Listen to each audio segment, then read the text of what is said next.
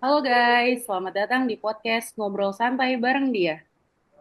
Nah, di segmen kali ini kita bakal bahas topik yang kelihatannya klasik, tapi sebenarnya masih relevan banget, yaitu cinta tanah air di zaman sekarang. Udah bareng aku nih, 4 narasumber kece. Yuk kita kenalan dulu.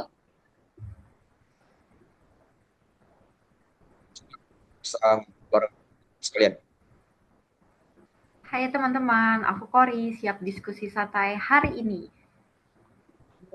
Halo, saya Arif. Semoga obrolan seru ya. Halo semua, saya Hafiz.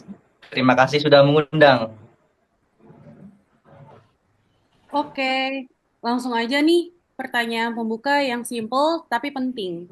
Menurut kalian, sebenarnya cinta tanah air itu apa sih di zaman sekarang? Cinta tanah air itu nggak harus yang ribet-ribet. Kayak kita bangga pakai produk lokal aja, terus nggak ngerendahin budaya sendiri, itu juga udah termasuk cinta tanah air sih. Setuju sih, kalau aku cinta tanah air itu lebih ke sikap, kayak kita menghargai perbedaan, nggak gampang nyebar hoaks, dan tetap punya rasa peduli sama negara. Kalau Kalau dari dari saya, Ari, kalau dari saya, cinta tanah itu bisa dilihat dari tanggung jawab dari peran kita masing-masing. Kayak contohnya sebagai mahasiswa, pekerja atau siapapun, yang penting kita melakukan yang terbaik. Menurut saya, cinta tanah air itu juga soal kontribusi. Nggak harus besar, tapi konsisten. Misalnya bantu lingkungan sekitar atau kegiatan sosial. Wah, keren-keren banget jawabannya ya. Berarti sebenarnya cinta tanah air itu bisa dimulai dari hal kecil ya, nggak yang harus nunggu jadi orang besar dulu. Nah, sekarang kita bahas tantangannya. Di era sekarang kan banyak banget nih pengaruh luar, apalagi dari media sosial. Menurut kalian, apa sih yang bikin rasa cinta tanah air itu bisa berkurang? Lebih kagum dan lebih cinta terhadap produk-produk luar negeri nih, seperti yang barang-barang branded lainnya lah ya, dibanding dengan eh, barang-barang produk dari Indonesia.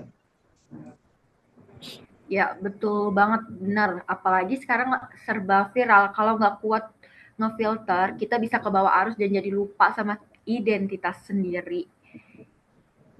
Hmm. Menurut saya juga karena mungkin kurang pemahaman kali ya. Banyak yang belum benar-benar paham kenapa kita bisa kenapa kita harus cinta tanah air gitu. Jadi kesannya cuma formalitas. Dan satu lagi, mungkin karena contoh yang kurang baik juga. Kalau masyarakat lihat ada ketidakadilan atau penyalahgunaan jabatan, itu bisa bikin kepercayaan menurun. Nah, menarik banget. Jadi, ternyata bukan cuma pengaruh luar, tapi juga faktor dari dalam negeri sendiri ya. Terus, solusi dong guys. Gimana sih cara biar kita, terutama generasi muda nih, tetap punya rasa cinta tanah air? Saya sih mulai dari diri sendiri dulu sih. Kayak lebih menghargai produk lokal, terus nggak ikut-ikutan ngejelekin Indonesia. Itu aja sih dari gue. Ya, kalau aku sih lebih manfaatin media sosial ya untuk buat hal-hal positif, misalnya promosi budaya Indonesia atau share-share hal-hal yang inspiratif tentang negara kita ini. Hal dasar lainnya mungkin pendidikan juga penting nih. Bukan cuma teori kadang, tapi harus contoh nyata dan pembiasaan dalam kehidupan sehari-hari.